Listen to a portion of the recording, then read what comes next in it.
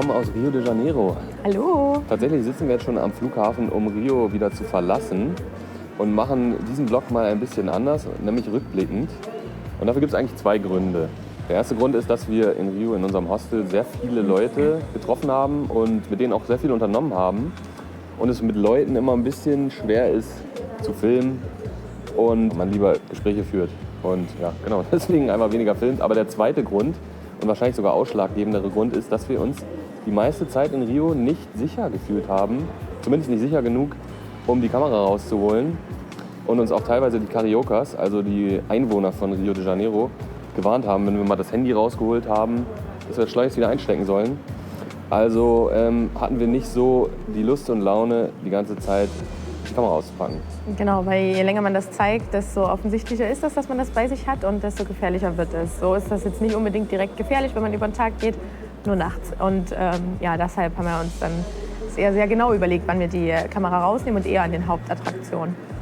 Genau, und wir haben trotzdem sehr viel erlebt und auch einiges dann gefilmt.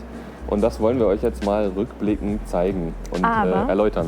Bevor wir das machen, wollen wir euch noch ganz kurz einen Überblick geben, was wir eigentlich jetzt machen. Weil wir haben ja ganz lange jetzt nicht mehr uns hören lassen auf YouTube und wollen das jetzt einmal kurz zusammenfassen. Wir haben 10 Wochen geplant und jetzt in Brasilien gestartet, Rio de Janeiro. Danach wollen wir noch weiter in den Süden mit den Wasserfällen. Danach wollen wir in den Amazonas, da ein paar Tage bleiben und hoffentlich ein bisschen die Natur erkunden. Dann hatten wir ursprünglich geplant, nach Peru zu fliegen. Da aber gerade Unruhen sind, haben wir uns jetzt dagegen entschieden und unsere gebuchten Flüge schon storniert und fliegen deshalb jetzt stattdessen nach Ecuador. Da haben wir jetzt tatsächlich noch nichts geplant, nur den Hinflug und den Rückflug an 2 verschiedenen Orten.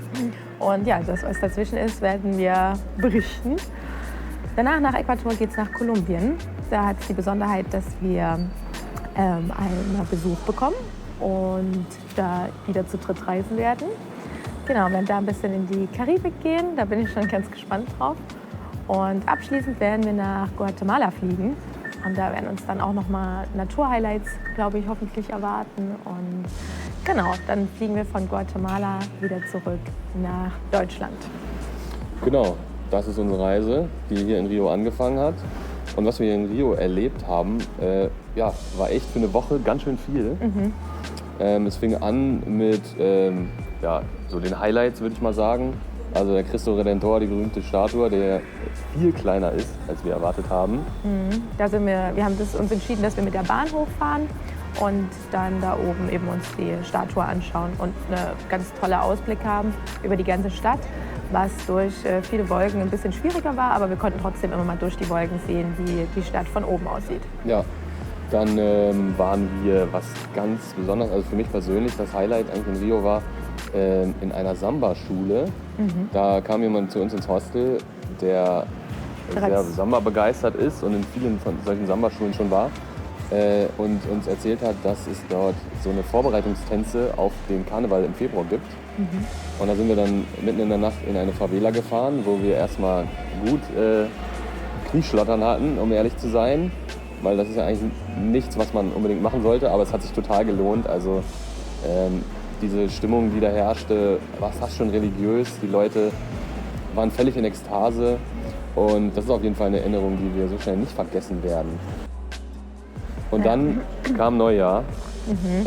Ein Neujahr, wie wir es auch so schnell nicht vergessen werden. Das stimmt. Wir sind mit vielen Leuten aus dem Hostel und mit eigentlich allen Leuten aus Rio de Janeiro, nämlich 2 Millionen Leuten insgesamt, an die Copacabana gepilgert.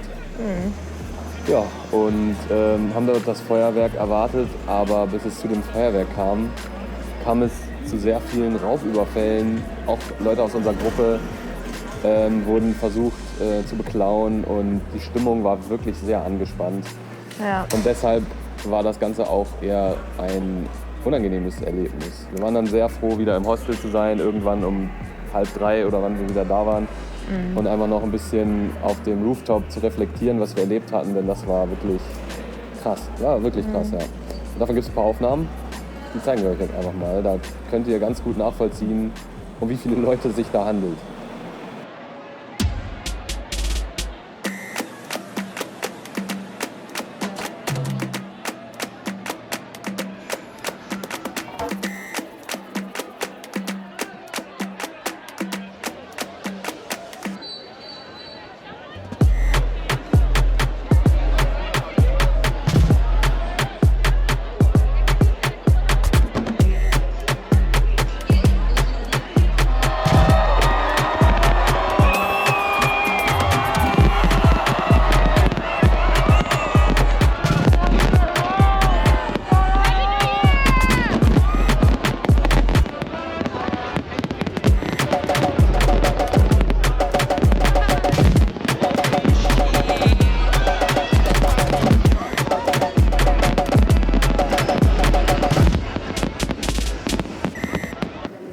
Darauf folgte ein Besuch des Zuckerhuts. Da geht man mit so einer Gondel quasi hoch und hat dann auch nochmal eine traumhafte Aussicht auf die Stadt. Was da ganz beeindruckend war für uns, war tatsächlich, dass wir den Sonnenuntergang gesehen hatten. Also wir sind kurz vorm Sonnenuntergang hochgefahren und haben dann die Stadt noch im Hellen gesehen, dann in einem schönen Licht und am Ende sogar noch im Dunklen. Und ja, wo dann langsam die Lichter der Stadt aufgeleuchtet sind. Also von dort hat man echt, würde ich sagen, die beste Aussicht in Rio. das ist schon eine sehr, sehr große und tolle Stadt. Ja, also das ist auch wirklich was Besonderes. Das Besondere an der Stadt sind diese Ausblicke, die man von überall hat, gepaart mit den Stränden. Also es gibt wirklich extrem viel, was man hier machen kann. Wenn man eine Strandperson ist, dann kann man den ganzen Tag an den besten Stränden verbringen, kann surfen, kann sich Caipirinha schmecken lassen. Also die Stadt hat echt viel zu bieten. Das Nachtleben natürlich, will mal vorsichtig sein, aber hat auch viel zu bieten. Und ja, wie ihr uns kennt, haben wir natürlich dann noch eine weitere Wanderung unternommen, denn wir lieben die Aussichtspunkte. Genau, und sind dann am Ende nochmal zu den Two Brothers hochgewandert. Und das war eigentlich sehr schön, weil da hat man die Stadt nochmal von einer ganz anderen Seite gesehen und hat quasi die Hauptattraktionen alle von der Seite gesehen. Und das war halt richtig schön, weil erstens die Wanderung durch den Dschungel erstens richtig schön war und zweitens eben die traumhafte Aussicht. Also wenn man in Rio war, kann ich das nur noch mal empfehlen als so einen kleinen Zusatz. Und ja, fand das richtig, richtig schön und einen richtig schönen Abschluss auch. Ja, also wir werden versuchen, die nächsten Vlogs nicht rückblickend zu machen, sondern wieder live dabei. Das ist jetzt hoffentlich eine Ausnahme, die Rio geschuldet ist. Wir haben es euch schon erklärt, warum. Und ja, jetzt zum Schluss werden wir euch die Bilder unserer Wanderung auf die Two Brothers zeigen. Und sehen uns dann beim nächsten Mal Auf der Insel. auf der Insel. Tschüss.